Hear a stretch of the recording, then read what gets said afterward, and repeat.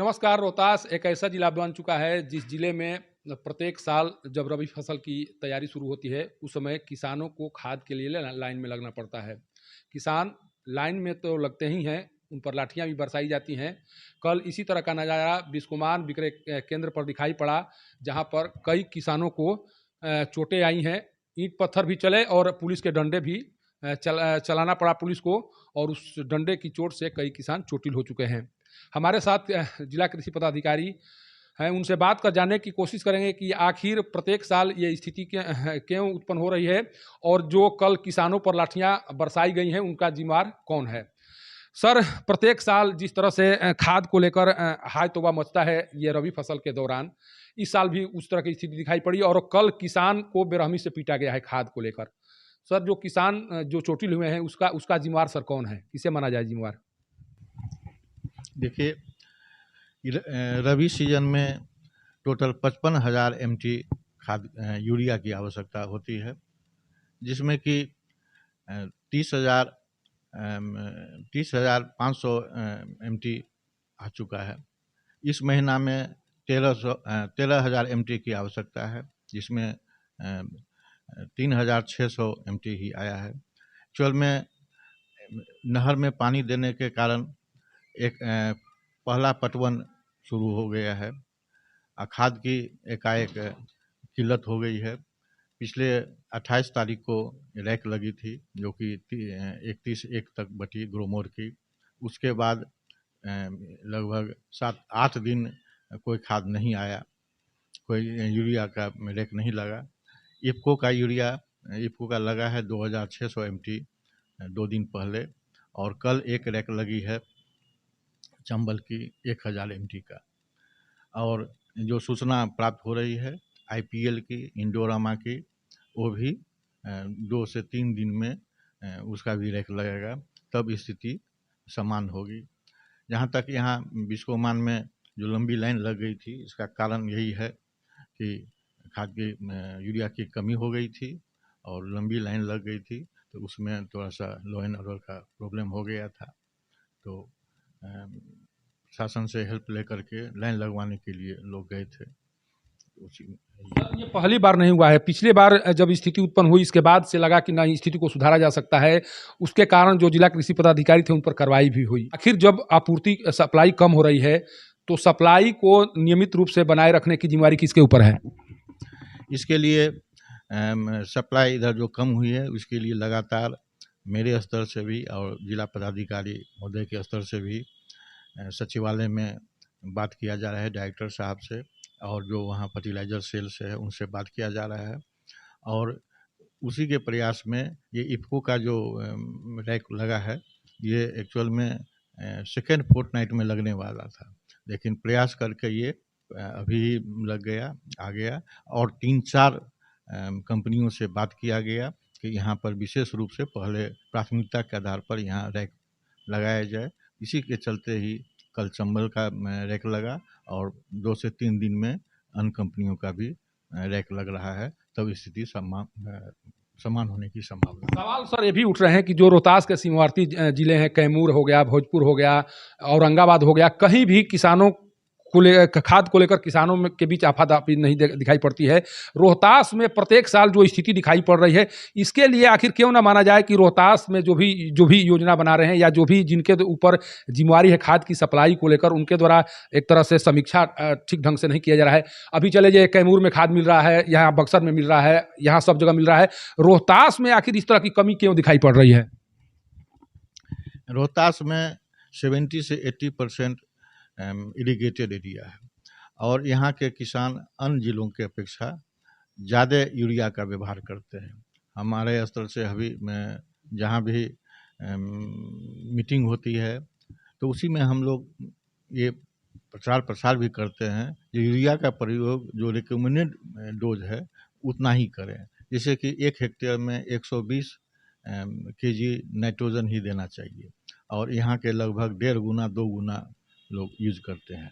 और जो अलॉटमेंट होता है वो आच्छादन के हिसाब से होता है, जो साइंटिफिकली रिकमेंडेड डोज है उस हिसाब से अलॉटमेंट होता है, तो इसीलिए यहाँ कमी हो जाती है। सर इसके लिए तो जागरूकता पैदा करना चाहिए, किसानों के बीच में जागरूकता लाना चाहिए कि आप जो खाद का यूज कर रहे हैं उसे आपकी मिट्टी को हानि होने वाला है या इसका असर भविष्य में पड़ने वाला है। ये तो जागरूकता होनी चाहिए, किसानों के बीच में जागरूकता फैलाना चाहिए। ये काम आपके स्तर से होना चाहिए या जो भी सरकार है उसके स्तर पर होना चाहिए। आखिर आप लोग इस बात को लेकर उन लोगों तक संदेश क्यों नहीं पहुंचा पा रहे हैं कि आप लोग जो कर रहे हैं वो आने वाले समय के लिए घातक हो सकता है? इसके लिए लगातार प्रयास है। जो भी कृषि विभाग से जो भी प्रोग्राम चलाया जाता है, जैसे किसान चौपाल चलाया जाता है या रबी महोत्सव में ब्लॉक लेवल पर प्रोग्राम होता है, सभी में लगातार प्रयास किया जा रहा है किसानों को समझाने की।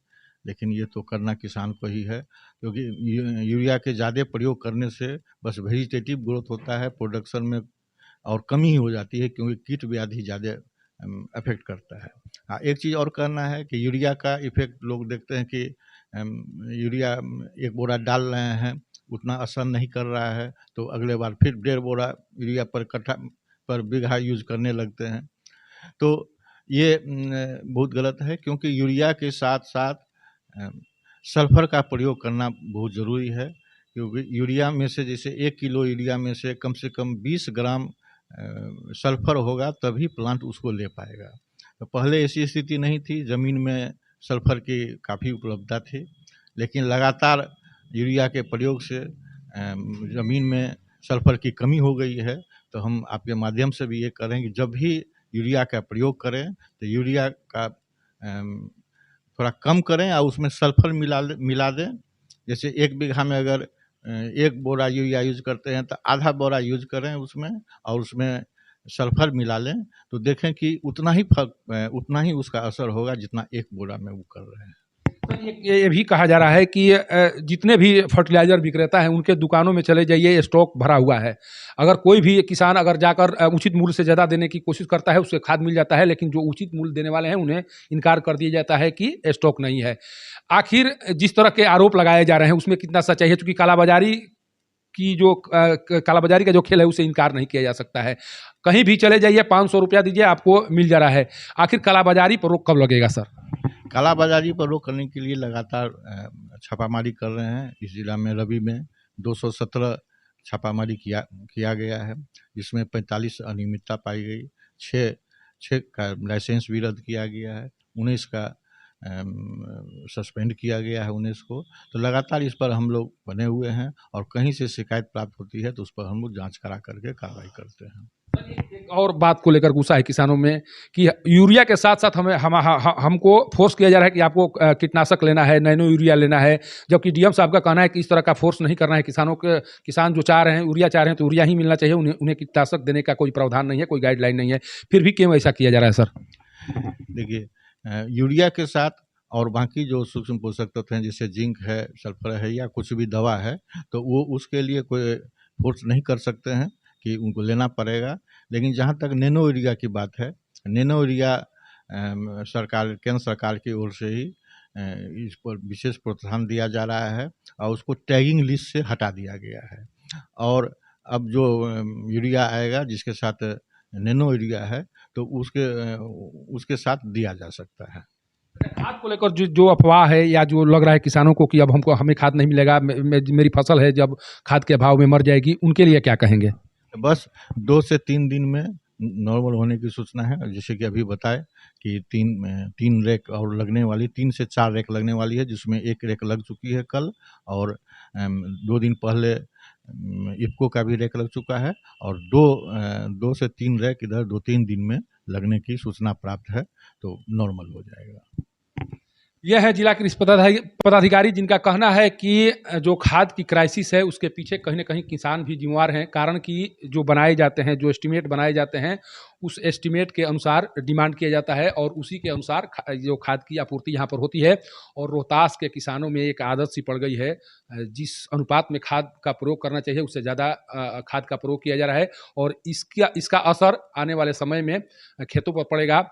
हालांकि जिस तरह से किसानों में आक्रोश है खाद को लेकर, उस आक्रोश को दबाने के लिए कल यहाँ पर लाठी चार्ज करना पड़ा। के ऊपर दोष क्यों न लगाया जाए, जिनके द्वारा लगातार ये जानने का प्रयास, चूंकि जिलाधिकारी यहाँ 2 वर्षों से जमे हुए हैं, पिछले साल भी उनके सामने इस तरह की स्थिति आई, उसके बाद में भी उनके द्वारा कोई स्पष्ट गाइडलाइन जारी नहीं किया गया या कोई इस तरह की व्यवस्था नहीं की गई जिस व्यवस्था के तहत, हालांकि ये नए जिला कृषि पदाधिकारी हैं, जिस समय स्थिति खराब हुई थी उस समय ये नहीं थे, लेकिन जिलाधिकारी के रहते हुए भी अगर स्थिति दोबारा पुनः उसी स्थिति में किसान लाठी खाने के लिए विवश हुए तो कहीं न कहीं जिला प्रशासन की दोष है और उस दोष से जिला प्रशासन पल्ला झाड़ नहीं सकता है।